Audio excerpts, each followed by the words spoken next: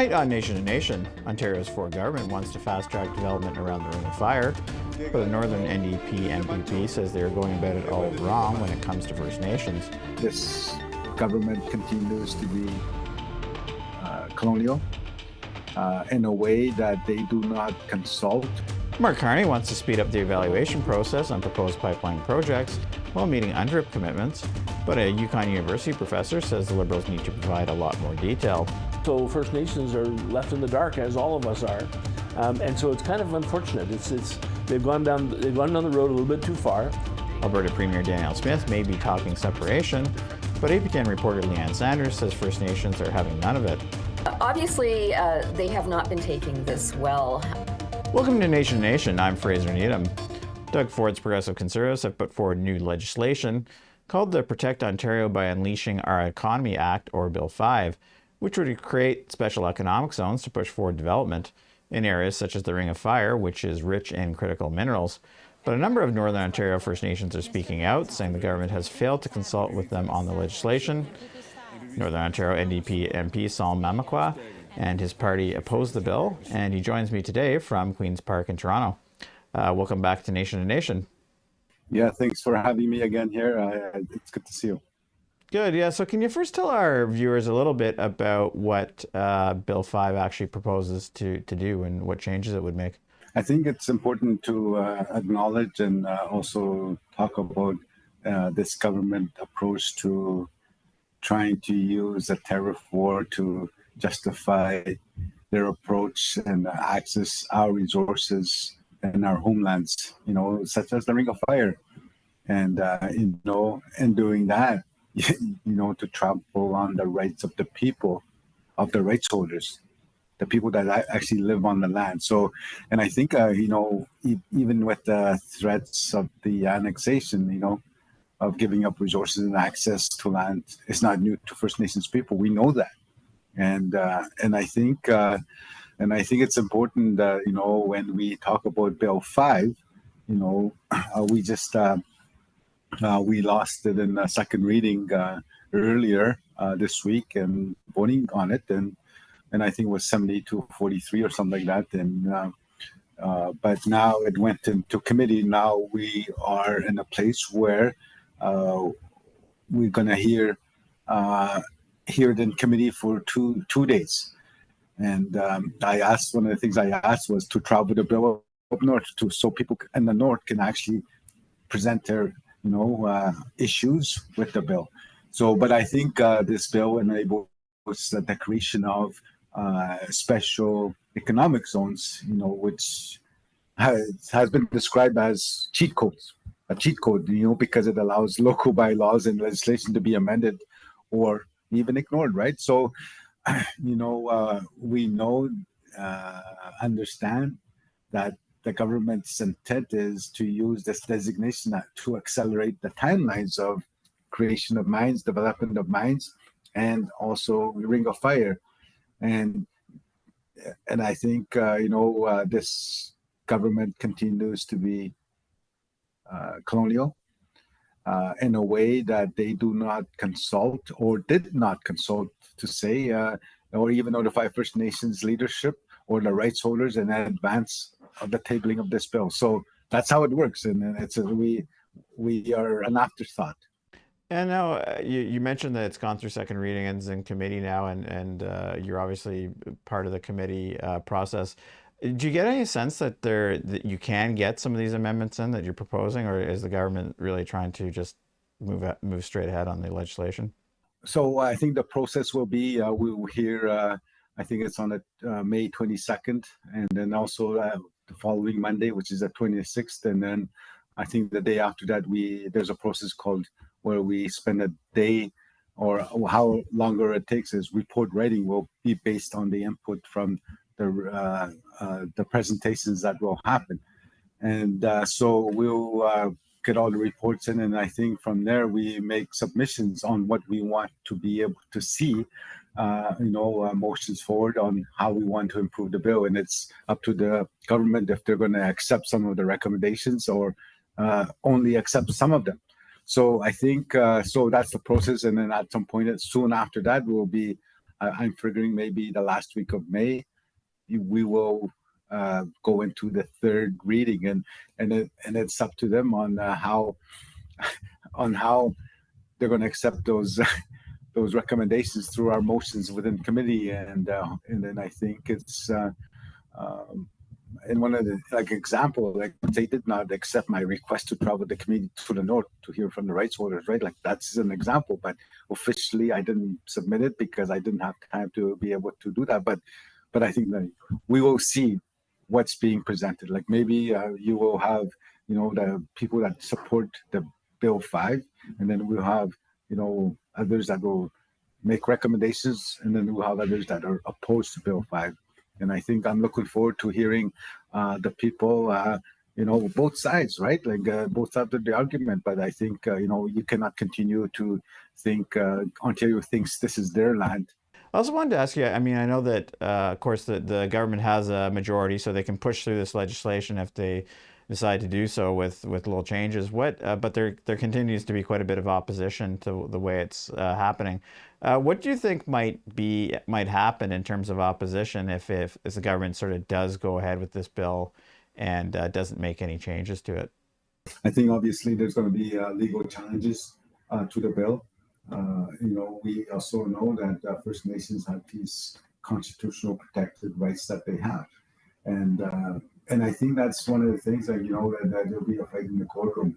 But I think I'm starting to sense with this very colonial approach from this government, I don't know where they're getting the advice, and maybe it's the Indigenous minister. I don't know, but I think the fight will be on the land, and I'm starting to see and hear people that message me, and it's going to be the young people, it's going to be the children, it's going to be the young mothers, it's going to be the elders that will have these fights on the land. And I think it's important to, I don't think they understand this approach, that it's 2 steps back towards back of, honoring the treaties, 3 steps back to, in the path of reconciliation.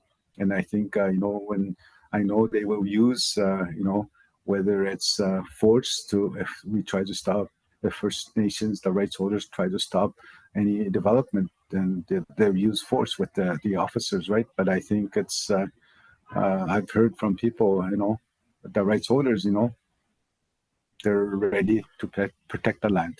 They're ready to protect their homelands. Right. Well, certainly the discussion on this is far from over, and I'm sure we'll be carrying on for a number of weeks and probably increasing as it goes through the legislature. But I know you're busy and you got to get back to some of your legislative duties there. So, as always, thanks again for joining us today. Okay, thanks for having me. Be great. Up next, we'll talk to Yukon University professor Ken Coats about Prime Minister Mark Carney's plans to speed up the evaluation process for energy pipelines and how this could affect First Nations.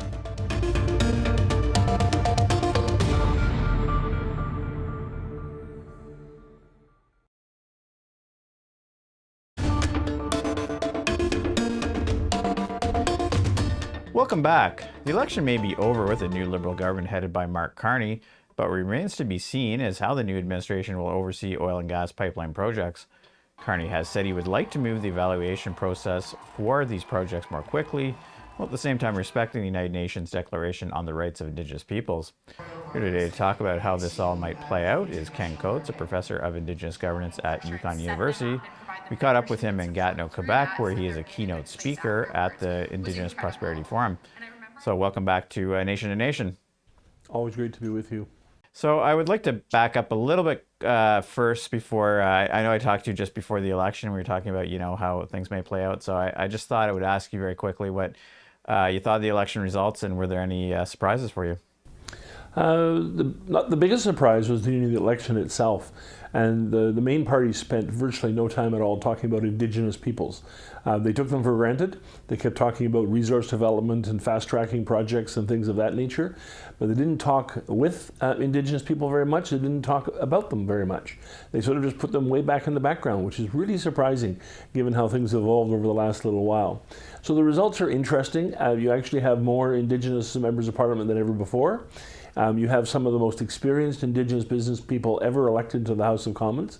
The Buckley Belanger from northern Saskatchewan, the former chief of the Enoch First Nation in Alberta, Ellis Ross from northern British Columbia, and the Grand Chief from northern Quebec. So we have some really, really talented Indigenous people who are known for their work in governance, their work in Indigenous economic development. So the Indigenous communities will not only be better represented with more people, but they'll be represented quite differently in the past. So I think we, and this is a great thing for Canada, have finally going to have much more of an Indigenous, powerful economic voice in the House of Commons.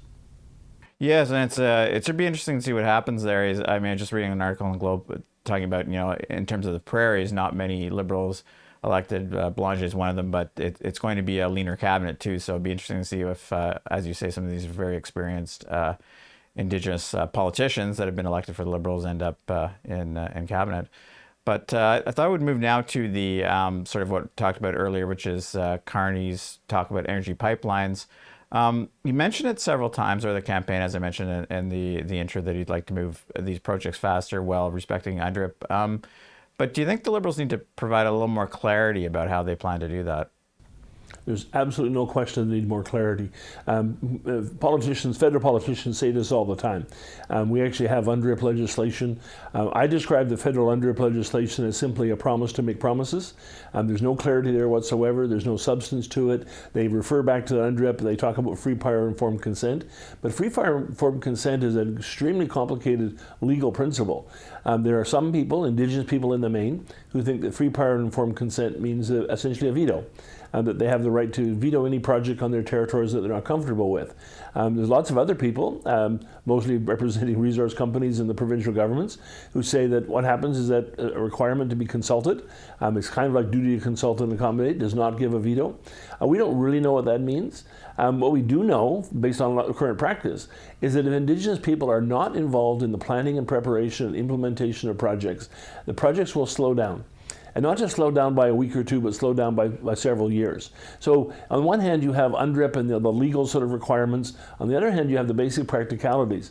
If the Government of Canada hopes to have a rapid development of natural resources and the construction of major infrastructure projects, they're going to have Indigenous people not just there as the final stages getting some sort of a deal, some sort of an accommodation deal, a bit of money and a bit of power, et cetera, et cetera, et cetera. They're going to have Indigenous people involved in the process from day one. And we're already at day 3. The government's already setting out the agenda, deciding what the priorities are going to be, and we don't know whether the priorities are going to be the railway and the port at Port Churchill. We don't know if it's going to be a pipeline, Energy East, which is highly unlikely because of Quebec's opposition. We don't know if there'll be a bunch of more LNG projects supported on the west coast. So First Nations are left in the dark, as all of us are, and so it's kind of unfortunate. They've gone down the road a little bit too far before they've sort of trusted Indigenous people to be partners, and we will not have safe, secure, environmentally sound, socially sound, economically successful resource projects and infrastructure projects without ongoing consultation and right through the implementation process and long afterwards. All right, and you mentioned briefly about the Ontario and the Ring of Fire, and of course, there's this new sort of Bill 5 that they have in Ontario to sort of fast track these projects for developing roads and things and getting into mining around the Ring of Fire. What's your thoughts on that? Well, the Ring of Fire project's been sort of on the books for about 20 years now. We know the resources are there. There's been global demand. The prices are high. The investment capital is available. All the things are in place except for Indigenous engagement and approval. And there's some very strong resistance, and a lot of it's very well thought out. This is not just people saying we don't want development. It's saying we don't want development for the following reasons. And the reasons are quite complicated. So when the government comes up with a Bill C-15 and sort of starts, Bill 5, and starts talking about changing the endangered species regulations and changing the approval process, they're best irritating Indigenous people for no particular end. If you want to move ahead with the Ring of Fire or any other major project, the consultation should be face-to-face, nation to nation, or government of Ontario to the nations themselves, largely in confidence if possible, not keeping things from the communities but keeping things out of the newspapers, and actually see if you can find a consensus that way.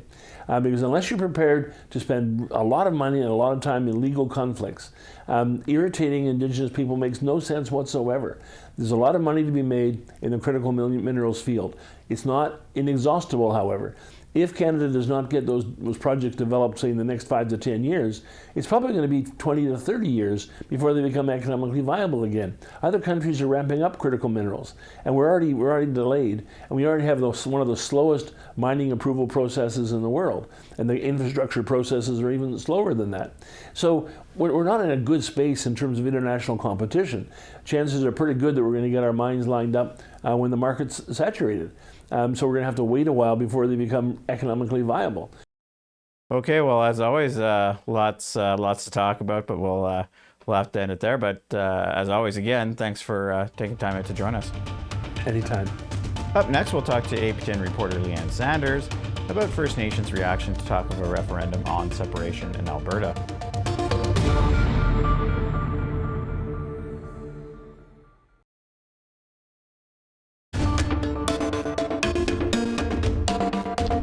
Welcome back. On the heels of the Liberals winning a fourth term in a minority government in last week's federal election, Alberta United Conservative Party Premier Danielle Smith has been floating the idea of a referendum on provincial separation. The First Nations' opposition to the proposal has been both swift and loud, stating such talk of separation violates their inherent treaty rights. APTN reporter Leanne Sanders has been following the story, and she joins me today from Lloydminster, Alberta. Well, welcome to Nation to Nation, Leanne. Thanks for having me, Fraser. Great. So I guess I've seen different things, but just how strong has this opposition been in the past sort of week or so from the Alberta First Nations leadership to the, I guess, the separation referendum proposal? So obviously, they have not been taking this well. There was a meeting this week, and Troy Knowlton, he's the chief of Piikani First Nation in the southern part of the province. That's part of the Blackfoot Confederacy, which is huge. He didn't mince any words when he spoke about it this week. He said they've been actively meeting and strategizing on how best to address Danielle Smith's talk of a referendum next year. He did remind the premier and pretty much all of Alberta that this is treaty country and that talk of separation is really, in his words, insanity. He said there's no way for separation to happen.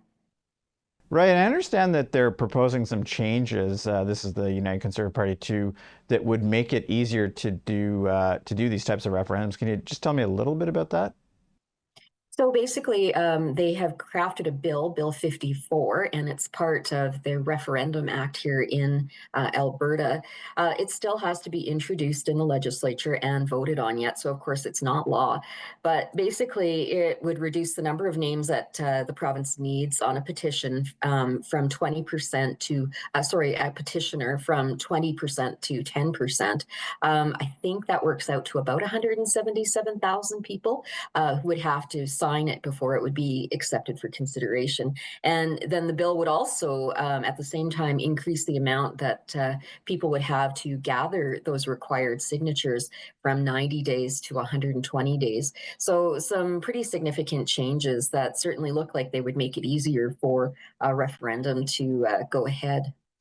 And I was reading your story that you did late last week about, and that you talked to a Cree Nation leader from Quebec about, of course, their experience with more than one separation referendum. What did he have to say?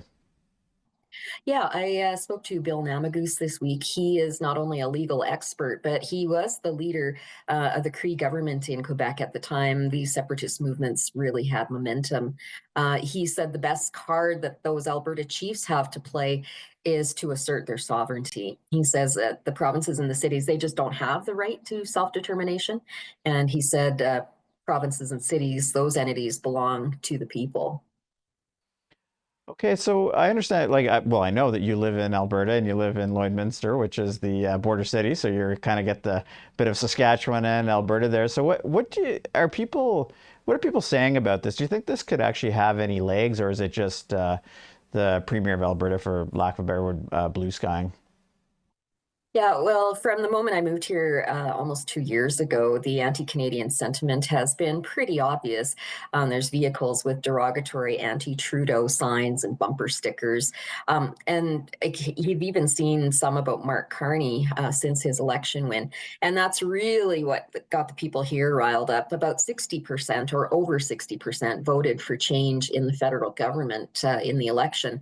Most of the province, of course, went conservative blue, and they feel their voices and concerns are just not being heard in the East, and especially by the federal government.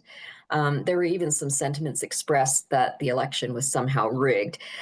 So I would say if they can get a petition together and present it to the government, there may be a good chance for a referendum of potentially being successful. Yeah, it should be interesting. I know that also I forgot to mention, but of course, Preston Manning was sort of saying exactly that. It's not just Danielle Smith. I suppose he was also talking about if Liberal government was to get reelected in Ottawa, which they have, that separation would be sort of on the agenda. Now, I understand that Danielle Smith did meet with some First Nations leaders earlier this week and has made some updated comments. Did you want to tell me a bit about that? So Smith has been saying again that the Chiefs will be consulted eventually. I don't know when that is going to happen, but it has so far not happened. And the Chiefs are really not happy about that. They said it shows disrespect for them. But she said at a news conference that there are a lot of steps yet that need to happen for a referendum question to really be formulated. So that's pretty vague. And going forward, she's going to be gathering the messages from voters and see where their thoughts lie with this. And again, she reiterated that she campaigned not on being a separatist premier. She wants Alberta to stay in Confederation, but she says she would honor what voters tell her, whether it be in a petition or a referendum. So still a lot of questions to be answered, and I guess we'll see where it goes. Now, of course, we were talking a little bit in the lead up. It's all about leverage. Obviously, Alberta doesn't feel it has Ottawa's ear on a number of issues, and they want greater leverage. We've seen this before. But as we were just talking too briefly, do you think this could maybe backfire on the premier if they get enough signatures, it goes ahead, and then there's not maybe a commanding result or something? Where do you think that could leave them in sort of negotiations with Ottawa? Well, that's a really good question. I think a lot of people would be really, really angry if it got that far and nothing happened or nothing came from it. So definitely it does have the potential to cause some political problems and some backflow for the premier. But I guess it all remains to be seen, if this goes ahead. She's talking about all the steps that would have to happen in order for this to actually come to fruition. So still a lot of things to be determined. And it doesn't surprise me that she's mounted this because of all of the things that people have been saying over the last number of years about how fed up they are with not being listened to by the federal government. So it's going to be an interesting time here in the province for sure. So I guess we'll have to see how it all shakes out. All right, well, we'll have to end it there for time purposes, but once again, thanks very much for joining us today.